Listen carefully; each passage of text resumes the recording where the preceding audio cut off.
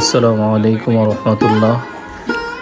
সম্মানিত ভিউয়ার্স, গ্রাম বাংলার প্রকৃতি এবং গ্রাম বাংলার হাট বাজার সত্যি অসাধারণ, অনেক সুন্দর। চলুন আজকে আমরা গ্রামের বাজারের কিছু অংশ দেখি। এটা একটা সবজি বাজার। আব্দুল্লাহ ভাই হরেক রকমের সবজি সাজিয়েছেন। এটা হচ্ছে গ্রামের হাটের একটা মেকার দোকান, যেখানে পরিত্যক্ত বৈদ্যুতিক লাইটগুলো মেরামত করা হয়। এর পাশেই আছে আরও একটি ছোট দোকান, যেখানে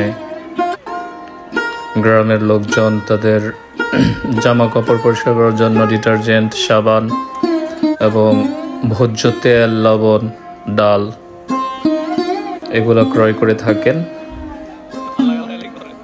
এর পাশে আছে শীতকালীন খেজুরের গুড়, নারকেল, মুড়ির মোয়া। আসলে সত্যি গ্রামের হাটগুলা খুবই সুন্দর।